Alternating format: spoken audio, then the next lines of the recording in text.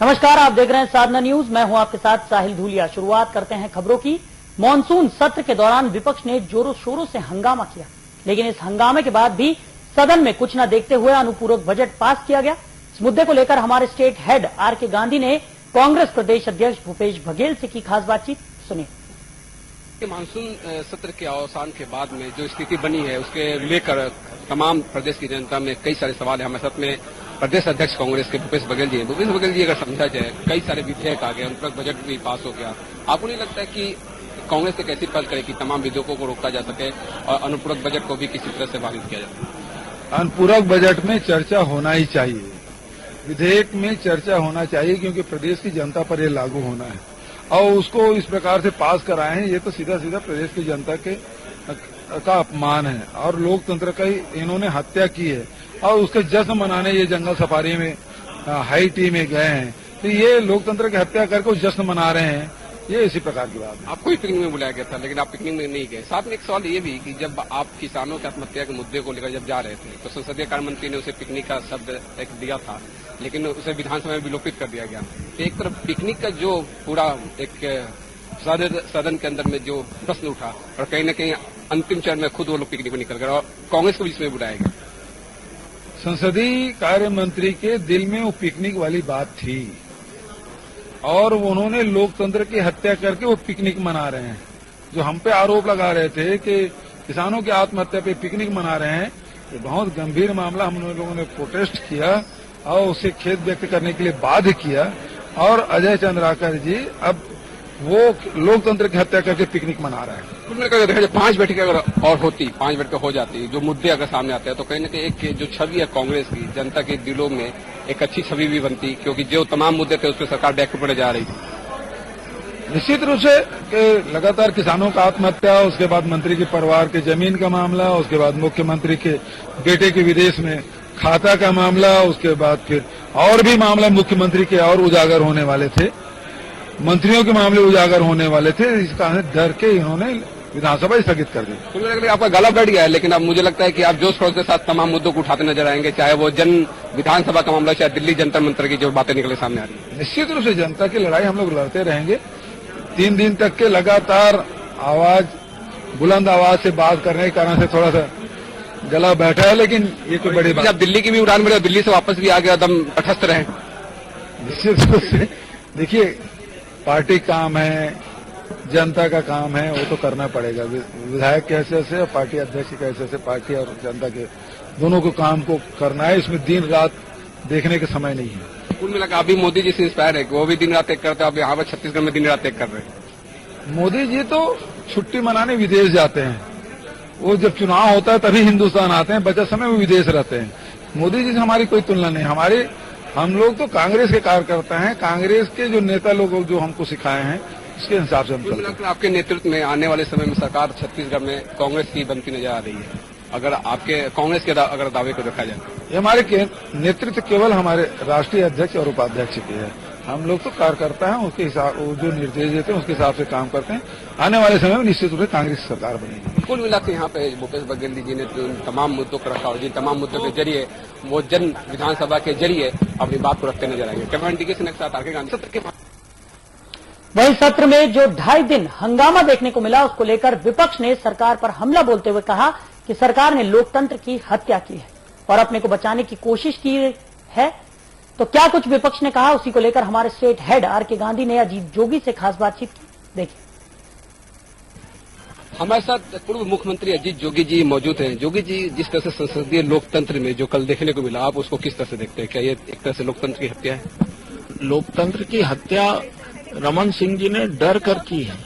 जैसे ही उनको पता चला कि उनके विदेशी खातों की जानकारी दिल्ली में हमारे प्रेस कॉन्फ्रेंस के माध्यम से दे दी गई है, उनके बेटे के नाम से, कमल शारदा उद्योगपति के नाम से, जिस तरह से ब्रिटिश आयरलैंड में कंपनियों में और स्विट्जरलैंड की कंपनियों में करोड़ों खरबों रुपए जमा हैं, तो वो इतने भयभीत हो गए कि उन्होंने सोचा कि अगर विधानसभा चलेगी तो ये मुद्दा विधानसभा में छाएगा, छत्तीसगढ़ की जनता जान जाएगी कि काला धन, काली कमाई का किस तरह हमारे मुख्यमंत्री ने अपने बेटे के नाम वहां जमा किया है।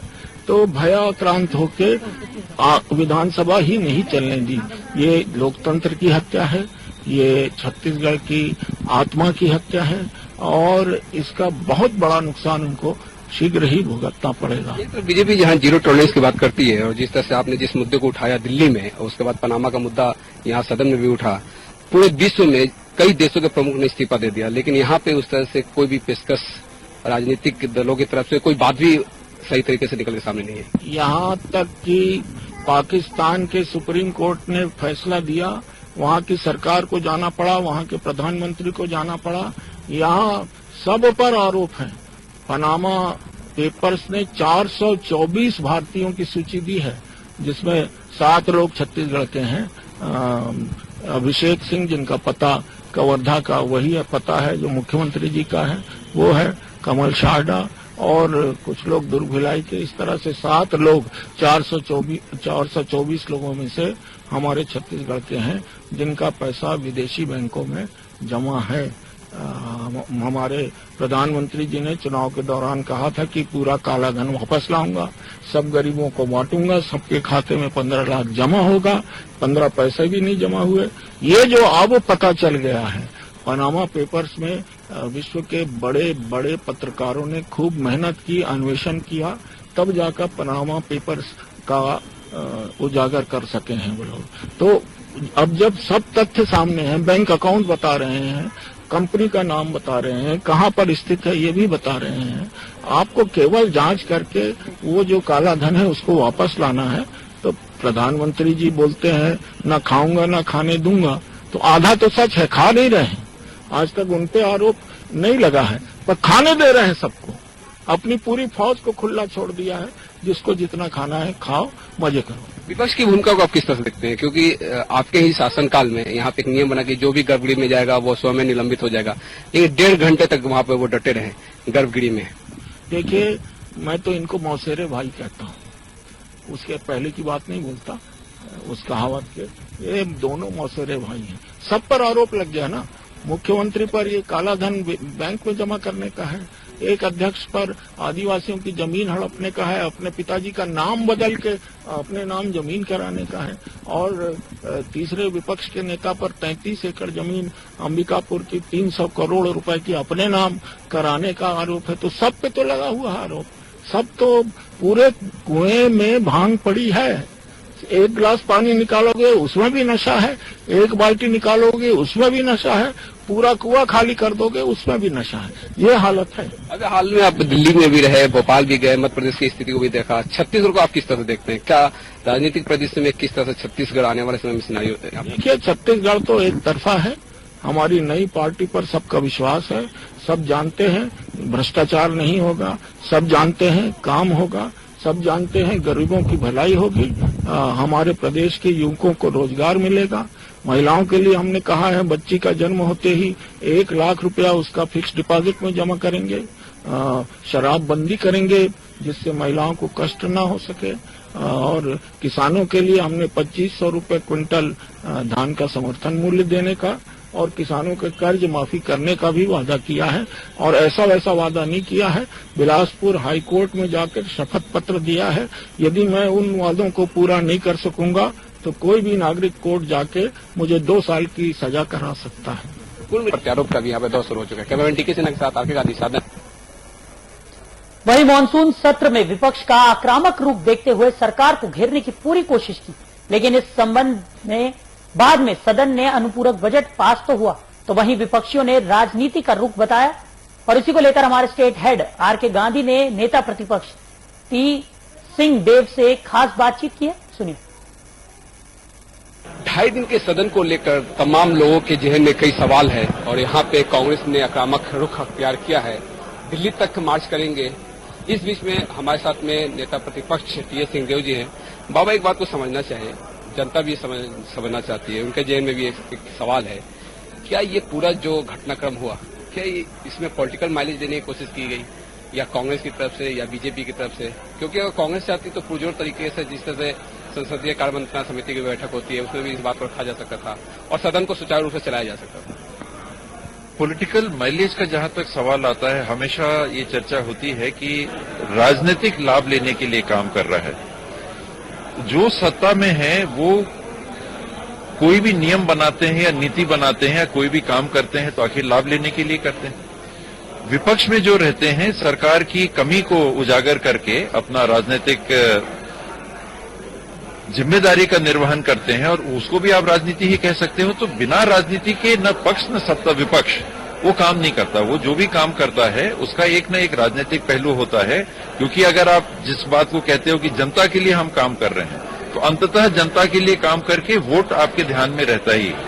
विपक्ष अगर किसी मुद्दे को उठाता है और विपक्ष कहता है कि हम जनहित में इस बात को उठा रहे हैं, तो जनहित के साथ उनका ये पक्ष भी जुड़ा रहता है। हमेशा हर क्षण ये बात जुड़ा रहता है कि आम लोगों के लिए अगर हम कुछ पहल कर रहे हैं तो आम लोग हमारे ऊपर विश्वास करेंगे और जब चुनाव का समय आएगा तो हमारा साथ देंगे। तो राजनीति से पृथक कुछ भी नहीं होता, लेकिन गलत तरीके से पहल करना एक अलग बात होती है। काम करना जनता के लिए और नियमों को तोड़ के काम करना, जनता के लिए काम करना और भ्रष्टाचार करना, ये जन विरोधी कार्य होता है। और ये इस प्रकार की अगर राजनीतिक गतिविधि हो रही है तो इसकी आलोचना होनी चाहिए, लोगों के सामने आना चाहिए। विपक्ष अगर किसी काम को करता है तो विपक्ष हमेशा चाहेगा कि लोगों तक ये बात जाए। मीडिया अगर उसको कवर करना उचित समझता है तभी मीडिया कवर करेगा। विपक्ष मीडिया से कवर नहीं करवा सकता। तो मीडिया अगर सोचता है कि ये जनहित की बातें हैं तो मीडिया लोगों तक उन बातों को पहुंचाता है। और जहां तक कार्य मंत्रणा समिति की बात आपने कही, 1 तारीख को जिस दिन सदन की कार्रवाई प्रारंभ होनी थी उसी दिन 10 बजे कार्य मंत्रणा समिति की बैठक आहूत थी। हम लोगों ने भाग लिया और उसी कार्य मंत्रणा समिति की बैठक में ये सारी बातें आई थी कि 1 तारीख से ये सत्र चल रहा है और 11 तारीख तक संभव तक चलेगा। ये उसमें बात हो चुकी थी। उसके बाद कार्य मंत्रणा समिति की कोई बैठक बुलाई नहीं गई। कार्य मंत्रणा समिति की बैठक जब नहीं बुलाई जाती है तो ये अनौपचारिक एक पहल अध्यक्ष जी के माध्यम से होती है, और जो पार्लियामेंट्री मिनिस्टर होते हैं सत्ता पक्ष के, वो विपक्ष के साथ तालमेल बैठाकर अधिकतर अध्यक्ष जी के चेंबर में अनौपचारिक चर्चा करते हैं, जो कि सामान्य रूप से गुप्त रखी जाती है। और उसमें ये बातें होती हैं कि अगर गतिरोध उत्पन्न हो रहा है तो आपका क्या राय है, कैसे हम लोग कार्रवाई आगे बढ़ा सकते हैं। ये अनेकों बार ऐसा हुआ, आप लोगों ने देखा होगा कि स्पीकर साहब का संदेश आता है और बीच में हम लोग उठ के उनके चेंबर में जाते हैं। तो किस लिए जाते हैं? इसीलिए जाते हैं कि जब ऐसा गतिरोध की परिस्थिति बनती है तो स्पीकर साहब हम लोगों को तलब करते हैं, बुलाते हैं कि भैया ऐसी स्थिति बन रही है, कैसे करना है, कैसे हम लोग सदन की कार्रवाई आगे निर्बाध रूप से चला सकते हैं। और यही प्रजातांत्रिक तरीका है। और यही दुख हुआ कि 2 तारीख को भी जब जलकी के संबंध में बृजमोहन जी से जुड़ा हुआ जो मामला प्रकाश में आ चुका है, उसके संबंध में हम लोगों को ये भरपूर विश्वास था और दिलाया गया था कि शासन तरफ से इसमें जवाब आएगा। और उसके बाद अगर बनेगा हम लोग मौका भी देंगे, आप लोग भी अपनी बात रख सकते हैं। ग्राह्यता या ग्राह्य नहीं करना एक अलग बात है। विश्वास में लेने के बाद जब वो परिस्थिति नहीं बनी तो 2 तारीख को गतिरोध बना। जिस तरह से बृजमोहन जी के मामले को लेकर विपक्ष ने जो रुख अख्तियार किया, बताया जा रहा था कि स्थगन शासन के विरोध में लाया जाता है, ना कि किसी व्यक्ति विशेष को लेकर स्थगन लाया जाता है। 132(1) के नियमों को भी देखा जाए, चाहे 132(2) के नियमों को देखा जाए, जिस तरह से किसी व्यक्ति विशेष को लेकर आप निंदा प्रस्ताव भी ला सकते थे, ध्यानाकर्षण के जरिए बातचीत हो सकती थी, लेकिन स्थगन जिस तरह से लाया गया वो नियम उस नियम के तहत नहीं उसे किया गया। पहले दिन जिस तरह से आपका आगाज रहा, किसानों के मुद्दे पर बहुत अच्छी चर्चा हुई, लगा कि मानसून सत्र एक सार्थक एक अच्छे दिशा की ओर बढ़ रही है, लेकिन दूसरे दिन कहीं न कहीं विपक्ष में भटकाव की स्थिति देखने को मिली। आपने देखा होगा कि भोजन अवकाश की घोषणा के पहले, यानी 1:30 बजे के पहले, सत्ता पक्ष के वरिष्ठ मंत्रियों के द्वारा 3 आपत्तियां उठाई गई थी और तीनों आपत्तियों को स्पीकर साहब ने खारिज किया था। तीनों को विलोपित भी किया था, खारिज भी किया था। 3 आपत्तियों को उन्होंने खारिज किया था। और जैसा मैंने बताया, मुझे कुछ बातें हैं जिसको ढाक के रखना पड़ता है व्यवहारिक दृष्टिकोण के कारण। मुझे इस बात का भरपूर विश्वास था कि लंच टाइम के बाद में सरकार की तरफ से जवाब लिया जाएगा। कोई नियम कानून की बात नहीं थी, कोई कुछ ऐसी बात नहीं। कुछ हुआ, 1:30 बजे और 3 बजे के बीच में, जिसमें परिस्थिति एकदम से पलट गई और इसको ग्राह्य नहीं किया गया। मंत्री के खिलाफ ये स्थगन प्रस्ताव नहीं था। स्थगन प्रस्ताव था कि जलकी में किस तरह से जमीन जो सरकार के पट्टे के द्वारा दी गई थी किसानों को, जो स्थगन भी जो दिया था, उसमें स्थगन में मंत्री के नाम का जिक्र नहीं था, सीधे सीधे मंत्री करके, और जो स्थगन का जो प्रारूप था उसमें पश्चिम। कारण ये था कि जो स्थगन था वो व्यक्ति के खिलाफ नहीं था, जो स्थगन था वो शासन के विभागों की गलत प्रक्रियाओं के खिलाफ था। एक व्यक्ति जमीन को दान देता है, जिस विभाग को दान देता है वो विभाग दूसरे विभाग को, सिंचाई विभाग को एक किसान दान देता है, विष्णु साहू, सिंचाई विभाग वन विभाग को हस्तांतरित करता है डूब में आने वाली जमीन के। ये सारे मामले तो सामने आ चुके हैं, मीडिया ने भी इसे काफी स्थगन के मुद्दे थे। उसमें अगर विधानसभा में आता तो ये रिकॉर्ड ये था, लिखित मुद्दा था स्थगन का, और स्थगन के इस लिखित मुद्दे को रिकॉर्ड में नहीं आने देने की रणनीति के तहत मुझे लगता है कि इसमें विश्वास में लेकर कि इस पे शासन का जवाब लिया जाएगा, उसमें बदलाव आया। एक बात अगर देखा जाए, जिस तरह से कई मुद्दे थे, किसानों की आत्महत्या के मुद्दे पर चर्चा हुई, बहुत अच्छी चर्चा हुई, लेकिन आप देखिए सुप्पे बेरा की जो स्थिति है, किडनी रोग से लोगों की मौतें होती जा रही है, 50 से अधिक मौतें हो चुकी है, कहीं कहीं बारिश नहीं हुई, अल्प बारिश की स्थिति हुई, कई सारे ऐसे मुद्दे थे जो दफन हो गए, जिसमें एक सार्थक चर्चा हो सकती थी और लोगों को कहीं न कहीं राहत मिलता, प्रदेश की जनता को एक उम्मीद थी, आपसे भी और सत्ता से भी। हम लोगों ने मीडिया को शायद जितना पारदर्शी लोग कहते हैं नहीं होना चाहिए, उतना पारदर्शी होकर हम लोगों ने सारे मुद्दों का साझा किया था कि इस सत्र में हम लोग किन किन मुद्दों को उठाएंगे। उसमें किसानों की बात रखी थी, जलकी की बात रखी थी, सुपे बेड़ा की बात रखी थी, जिसमें किडनी से 52 लोगों की मृत्यु हो चुकी है एक गांव में। उसके बाद हम लोगों ने वर्जिन आइलैंड्स के खाते की बात का साझा किया था। हम लोगों ने बस्तर में जो प्लांट का हस्तांतरण हो रहा है नगरनार के, उसके ऊपर निजीकरण के विरोध में चर्चा की हम लोगों ने बात रखी थी। हम लोगों ने एक मंत्री के विभाग में 100 करोड़ से ज्यादा के टोकन पाए जाने के संबंध में चर्चा की बात की थी। अनेकों मुद्दे थे जो हम लोग बता चुके थे, साझा कर चुके थे आमजनों से, मीडिया के माध्यम से, कि इनके ऊपर हमको चर्चा करनी है। और यही कारण था कि किसी तरह से बहाना निकाल के एन केन प्रकारेण इस सत्र को रोका गया। देखिए, गतिरोध की बात आती है, जब वेल में हम उतरते हैं, छत्तीसगढ़ में ये प्रावधान है कि 5 मिनट के बाद आप स्वयं निलंबित मान लिए जाते हैं। घोषणा हुई कि हम निलंबित हैं, हम बाहर नहीं जा रहे थे। दूसरे बार स्पीकर साहब ने अनाउंस किया कि भाई आप स्वयं बाहर चले जाइए। सदन की कार्रवाई चलाने की जिम्मेदारी जिनके ऊपर है, क्या उनके पास ये विकल्प नहीं था कि हम लोगों को बाहर किया जाता? अगर केवल इसी कारण से ये कहा जा रहा है कि गतिरोध बनता, तो बहुत सारे विकल्प थे कि हम लोगों को बाहर करके फिर बात करके बुलाया जा सकता था, जो कि हमेशा किया जाता है। हम लोग अपने कक्ष में बैठते हैं, वहां पर खबर आती है कि स्पीकर साहब बात करना चाह रहे हैं, हम लोग जाते हैं। गांधी पुतला के समक्ष हम लोग जाते हैं, वहां पर बात आती है कि स्पीकर साहब जाते हैं, बुला रहे हैं, आ रहे हैं। संसदीय कार्य मंत्री जी भी कई बार आते हैं। और सबसे बड़ी बात, गतिरोध वहां से नहीं बना। गतिरोध सुचारू रूप से विपक्ष के द्वारा सहयोग करके चलाए जा रहे प्रश्नकाल के आखिरी 5-10 मिनट में जो कार्यसूची, परिवर्तित कार्यसूची प्रस्तुत की गई, जिसके माध्यम से ये बात सामने आई कि अब सभा समाप्त होने वाली है। उन लोग निर्णय ले चुके थे कि सभा को अब चलने नहीं देना चाहेंगे। हम वेल में उसके बाद में गए हैं, पहले नहीं गए हैं। तो इनका ये कहना एक और झूठ है, बहुत बड़ा झूठ है। लोग बहुत झूठ बोलते हैं। इनमें से एक और ये बहुत बड़ा झूठ है कि छत्तीसगढ़ की जनता को ये और झूठ बोल के गुमराह करना चाह रहे हैं कि गतिरोध के कारण विधानसभा की कार्रवाई 3 तारीख को बंद की गई, जबकि चल रहे प्रश्नकाल में एक कागज को छपवा के उनने भेजा, जिस कागज को छपवाने में रात से अगर छपाई नहीं होती तो शायद वो कागज नहीं छप पाता। यानी पहले से ही उन लोग निर्णय ले चुके थे, जिसका हम लोगों को ना तो कार्य मंत्रणा समिति की बैठक को बुला के विश्वास में लिया गया, ना व्यक्तिगत तौर पे हम लोगों को चेंबर में बुला के विश्वास में लिया गया और उस कागज को सर्कुलेट किया गया। ये जब छल और धोखा हमारे साथ हुआ, हमको विश्वास में लेके जब काम नहीं किया गया, तब विपक्ष के द्वारा सुचारू रूप से चलाए जा रहे प्रश्नकाल के समाप्त होने के बाद गतिरोध जैसी बात आई। पहले नहीं आई। इन लोग झूठ बोलते हैं। अब आप यहाँ पे जन विधानसभा लगाने जा रहे हैं, तमाम जिलों में लगाया जाएगा, आप दिल्ली भी मार्च करने वाले हैं।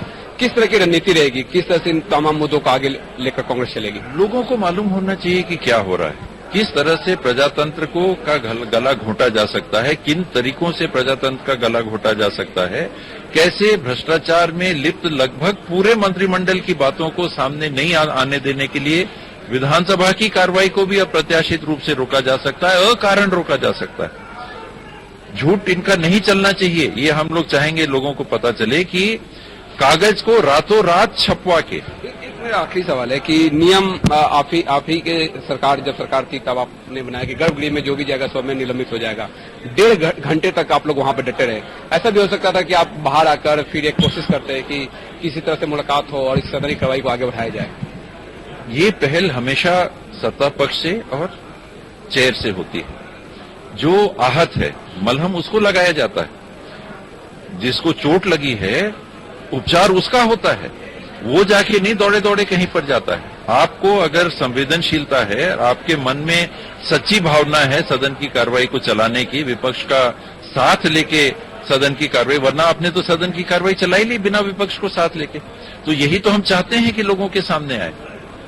ये आप बड़े भाई हो क्योंकि आपके पास बहुमत है, आप बड़े भाई हो तो यह आपका फर्ज बनता है कि छोटे भाई को अगर कहीं चोट लगी है तो छोटे भाई के पास आप संदेश भेज के, खबर भेज के कि आओ बैठो, हम बात करना चाहेंगे, बात करके सुलझा लेते हैं। ये बड़े भाई का फर्ज बनता है और प्रजातंत्र में बहुमतधारी का ये फर्ज बनता है, जिसमें वो पूरी तरह से विफल हुए। देखिए, गतिरोध की बात इन लोग किस मुंह से करेंगे जिन्होंने 24-24 दिन तक देश के पार्लियामेंट को नहीं चलने दिया। और जो नियम छत्तीसगढ़ ने अपनाया है, कभी कभी तो लगता है कि एक आदर्श के रूप में जरूर प्रस्तुत हुआ है, लेकिन कहीं प्रजातांत्रिक भावनाओं को रोकने वाली तो हमने कोई नियम को नहीं अपना लिया, क्योंकि देश में किसी दूसरी विधानसभा ने या लोकसभा ने नहीं अपनाया। अगर इतना अनुकरणीय होता, अगर इतना अच्छा होता और इतना करने लायक होता तो शायद सभी को ही अपना लेते। सबने समझ लिया कि इनने जल्दीबाजी में ये काम तो कर लिया है, ये काम विपक्ष के भूमिका को सीमित करने का भी एक बहुत सशक्त औजार बन सकता है। और वही आप देख रहे हैं कि जो नियम भलमत चाहत में या एक अच्छे उद्देश्य को, हो सकता है कि उद्देश्य कैसा था, क्या था उस समय में, ये तो जो अनुकरणीय जो पहले वो आप ही की सरकार के द्वारा लाया गया था, जब इसका लग रहा है कि इसमें चिंतन करना चाहिए जब देश की किसी दूसरी विधानसभा ने इसमें औचित नहीं समझा है। पार्लियामेंट ने औचित सामने आते हैं तो लिप सर्विस सब देते हैं कि बहुत अच्छा किया आपने, बहुत अच्छा किया, लेकिन कोई नहीं अपनाता। तो कोई तो कारण होगा कि हम ही लोग बुद्धिमान हैं और पूरे देश के सारे सदन, सारी लोकसभा, राज्यसभा, इन लोग बुद्धिहीन हैं। छत्तीसगढ़ में ही हम बुद्धिमान थे कि हमने ऐसा कर लिया। अब तो सोचना पड़ रहा है कि कहीं गलती तो नहीं हुई। कुल मिलाकर कई ऐसे मुद्दे थे जो जिन मुद्दों पर चर्चा हो सकती थी, एक सार्थक पहल हो सकती थी, लेकिन कहीं न कहीं जिस नियम की हम चर्चा कर रहे थे, जिस नियम को कांग्रेस ने बनाया, उसी नियम को कांग्रेस ने तोड़ती नजर आई। अब उसी नियम पे यहाँ पे पीएस सिंहदेव जी सवाल उठाते नजर आ रहे हैं। कैमरामैन डीके सिन्हा के साथ आरके गांधी, साधना न्यूज।